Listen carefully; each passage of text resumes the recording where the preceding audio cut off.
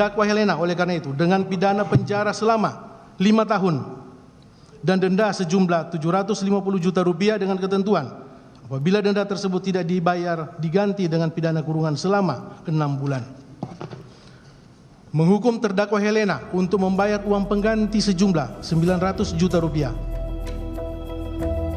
Sebelumnya, Harvey Mois divonis penjara selama 6 tahun 6 bulan dan dikenakan denda 1 miliar rupiah subsidiar 6 bulan penjara, serta membayar uang pengganti sebesar 210 miliar rupiah. Satu, menyatakan terdakwa Harvey Mois terbukti secara sah dan meyakinkan bersalah melakukan tindak pidana korupsi yang dilakukan secara bersama-sama dan melakukan tindak pidana pencucian uang yang dilakukan secara bersama-sama sebagaimana dalam dakwaan ke-1 primer dan dakwaan kedua primer.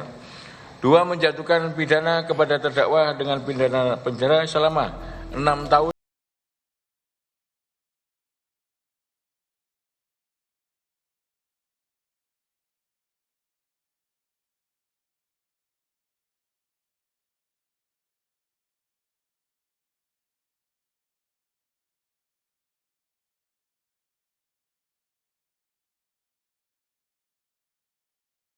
Ini oleh jaksa penuntut umum setelah menggunakan masa pikir-pikirnya dilakukan dengan mempertimbangkan yang pertama bahwa dari sisi stramat bahwa jaksa penuntut umum melihat bahwa ada range yang terlalu jauh antara tuntutan dengan putusan.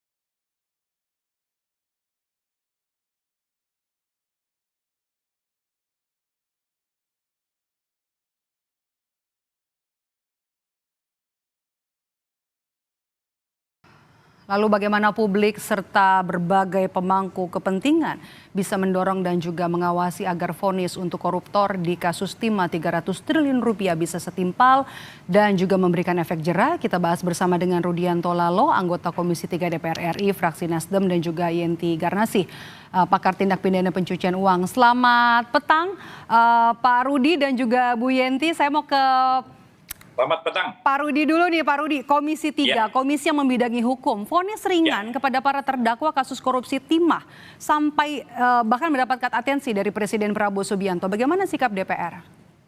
Yang pasti putusan rendah yang divonis oleh hakim pada perkara tindak pidana korupsi kasus timah ini dinilai oleh masyarakat publik, termasuk Presiden, termasuk kami DPR, sungguh-sungguh sangat mencederai rasa keadilan masyarakat.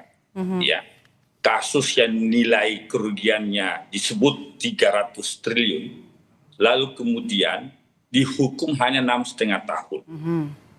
Sementara di kasus lain, pidana umum, misalkan pencurian dan sebagainya, juga divonis kurang lebih hampir sama. Sehingga ini banyak dipersandingkan di sosial media. Hukuman 300 triliun kasus tipikor yang katanya adalah kejahatan extraordinary crime, kemudian kasus lainnya tindak pidana umum biasa juga dihukum hampir sama. Akhirnya ini menambah kegelisahan, keprihatinan publik terhadap institusi peradilan kita. Seharusnya institusi peradilan kita ini berkaca. Harusnya hakim menggali nilai-nilai rasa keadilan masyarakat yang tumbuh di masyarakat. Ketika Presiden mengatakan bahwa menyentil bahwa harusnya dihukum 50 tahun, ini kan koreksi sebenarnya bahwa harusnya hakim progresif. Ya, harusnya ketika kasus korupsi disebut extraordinary crime atau kasus korupsi ini dianggap sebagai musuh negara, instrumen pemerintah, eksekutif, legislatif maupun yudikatif, 3 cabang kekuasaan ini kan orientasinya kan bagaimana tercipta keadilan sosial. Harusnya menafsir ini sebagai bahwa hakim juga harus berpikir rasa keadilan masyarakat. Sehingga ketika jaksa pengacara negara menuntut seorang terdakwa dengan misalkan 12 tahun penjara, ya setidak-tidaknya sama dengan tuntutan jaksa hukumannya. Tapi kan kita tidak mau masuk mengomentari putusan karena itu menjadi kekuasaan independen dan merdeka oleh seorang hakim. Tetapi yang kita prihatinkan hari ini seperti tidak ada rasa keadilan. Harusnya hakim ini tempat untuk mencari keadilan dan nyata-nyata mudah dibuktikan bahwa betul orang yang dibawa jaksa ke persidangan betul-betul orang yang dianggap melakukan tindak pidana korupsi.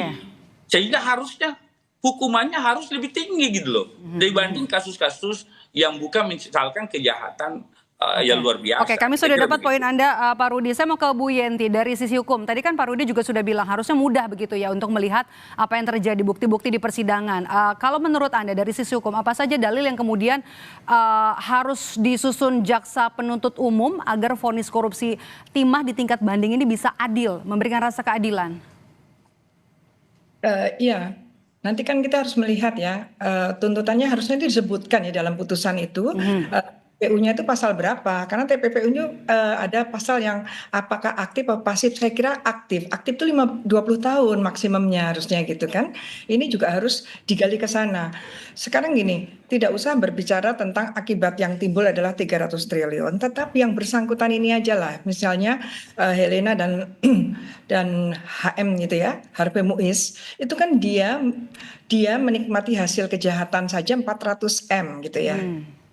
Jadi kita bandingkan sama yang miliar-miliaran lah. Kemudian ini ada korupsi dan TPPU. Tapi saya pikir harusnya Pak Lalo, ini kan juga karena ini kan kumulatif dan ada angka 20 tahun di TPPU, mestinya dari tuntutan pun harusnya dimaksimal angka 20 ya. Ini tuntutan juga 12 dan lagi saya tahu sekali karena saya beberapa kali ikut gelar dan saya memberikan keterangan ahli tapi saya nggak dipanggil di pengadilan Pak. Ini ya saya agak heran tuh saya selalu tidak pernah dipanggil gitu ya. Hakimnya nggak mau manggil ataukah jaksanya tidak menyodorkan bahwa di BAP TPPU ada saya gitu ya. Artinya saya nggak gitu mengerti ini kenapa jadi TPPU-nya seolah-olah jadi sesuatu yang sangat ringan. Dan ini jauh dari rasa keadilan. Kemudian begini, untuk para hakim, mungkin untuk para ketua Mahkamah Agung saja ya, bahwa ada azas di antara perkara-perkara yang ditangani oleh para hakimnya, kalau perkara itu sama atau hampir sama-sama korupsi, tidak boleh ada disparity of sentencing yang semakin lebar ya, perbedaan lebar. Misalnya dalam minggu yang sama Budi Said 15 tahun korupsi juga hanya 40 miliar. Ini si 300 triliun akibatnya dan dilakukan oleh 22 orang yang harusnya sama-sama itu turut serta bersama-sama pidananya itu sama gitu kan. Kok hanya 6,5 tahun. Artinya gini, para hakim walaupun dengan kebebasannya itu bukan Anda sebebas-bebasnya, Anda harusnya punya pedoman pemidanaan. Anda harus tahu tujuan pemidanaan. Apakah 6,5 tahun ini akan menjerahkan, akan mencegah atau tidak? Anda bertanggung jawab terhadap masyarakat yang sekarang ini sangat bergolak. Ini begini, kenapa ada hakim? Karena kita mempercayakan keadilan pada hakim supaya masyarakat yang hartanya dikorupsi itu tidak mengadili sendiri. Nah, sekarang kalau hakimnya tidak bisa dipercaya. Nah, ini sayang sekali ngomong ada ketua DPR, ada anggota DPR. Sayang sekali ya, momentum Zaro Prikar itu tidak jadi momentum. Itu harus dibuang semua karena kita sudah tidak percaya lagi dengan Mahkamah Agung gitu. Oke, Bu Yenti, kita ke Pak Rudi. Pak Rudi, menurut Anda, haruskah KAI segera turun tangan dalam kasus vonis ringan terhadap para koruptor yang terbukti dalam kasus korupsi timah ini? Yang pasti ini koreksi bagi pimpinan Mahkamah Agung, ya, bahwa putusan ini dikecam oleh masyarakat Indonesia, termasuk Bapak Presiden Republik Indonesia. Minimal ketua Mahkamah Agung mengumpulkan kembali ketua Kamar Pidana, ya, untuk memberi pedoman kepada hakim-hakim agar mengatensi kasus-kasus tindak pidana korupsi ini. Betul kata Ibu Prof Yanti tadi, bahwa ada pedoman pemidanaan di situ. Jangan kasus korupsi yang nilai kerugiannya misalkan 5 miliar, 10 miliar, lalu kemudian putusannya sama dengan 300 triliun misalkan. Ini kan sangat tidak berkeadilan. Karena kapan ada putusan yang tidak berkeadilan oleh di mata publik, pasti akan menuai kecaman, reaksi publik. Dan itu yang kita tidak mau. Kita mau kekuasaan yudikatif kita ini betul-betul mendapat kepercayaan masyarakat, bahwa untuk mencari keadilan datang ke pengadilan. Tetapi manakala ada kasus-kasus besar seperti ini yang betul-betul negara konsen, lalu kemudian hakim pemeriksaan di persidangannya nyata terbukti, lalu kemudian dihukum putusannya rendah, ya pasti ini dianggap dagelan-dagelan saja. Permainan apa ini? Kan seperti itu yang muncul di masyarakat. Makanya kita dorong kekuasaan yudikatif ini, sekalipun kekuasaan independen merdeka, seperti tidak semena-mena juga menafsirkan dia merdeka dan bebas, tetapi harus menggali, menyelami, menggali nilai-nilai keadilan yang tumbuh di masyarakat. Ketika korupsi ini dianggap extraordinary crime, harusnya putusannya juga luar biasa tinggi, kan seperti itu. Makanya kita merindukan sosok-sosok Artijo Alkotsar, kira-kira begitu. Pak Rudi sebagai komisi yang membidangi hukum, anggota Dewan yang membidangi hukum, bagaimana supaya upaya banding Kejaksaan Agung nantinya bisa maksimal di tahapan selanjutnya? Ya tentu putusan kan dalam asas hukum itu disebut res judicata pro veritate habetur. Artinya putusan itu dianggap benar sebelum ada putusan lebih tinggi yang membatalkannya, kan seperti itu. Ya kita berharap upaya banding ini judis fakti di tingkat banding menggali kembali, memeriksa kembali dan mengadili kembali. Kan seperti itu. Kita berharap hakim tinggi di Pengadilan Tinggi Jakarta ini melihat reaksi publik yang besar ini, ikut juga menjadi keprihatinan mereka untuk memeriksa kembali pemeriksaan kasus ini. Apalagi Bapak Presiden sudah nyata-nyata dalam pidatonya menyentil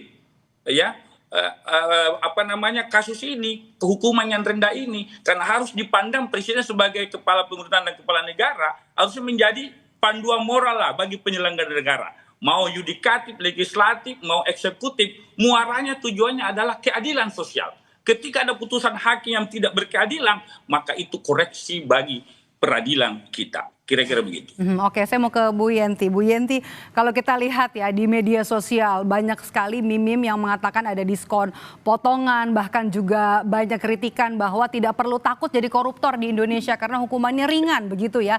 Ini sebuah vonis ringan terhadap koruptor di kasus korupsi timah ini mungkin jadi dagelan. Padahal sebenarnya harusnya ada keadilan, rasa keadilan yang diperoleh oleh masyarakat dalam vonis yang diberikan oleh hakim.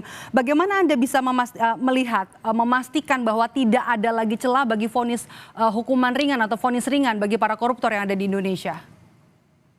Ya nanti betul tadi Pak Lalo ya, mungkin nanti jangan mengadili sendiri, dibuka aja kan, terbuka saja, jangan mengadili sendiri. Bisa tidak mengadili sendiri di putusan dibandingnya. Jadi karena ini kan ini masih di yudek paksi kan nanti. Jadi nanti kita lihat itu, kita akan lihat dan kemudian semoga hakim juga berani memberikan putusan justru di atas tuntutan, nggak masalah karena pasal yang diancamkan itu ada 20 tahunnya. Ini masyarakat juga harus tahu. Jadi hakim itu juga harus tahu bahwa ada loh masyarakat yang tahu, seperti dikatakan Pak Presiden.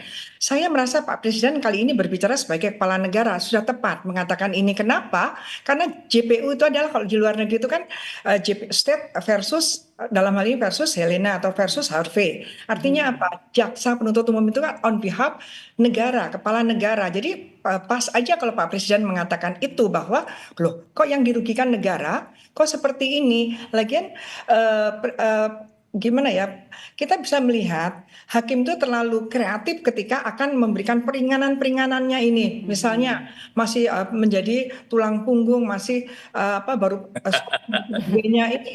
ini pelecehan terhadap rasa keadilan masyarakat. Apakah hakim masih melihat bahwa masyarakat hal-hal yang meringankannya ini ya? Itu menjadi justifikasinya dia untuk menurunkan itu.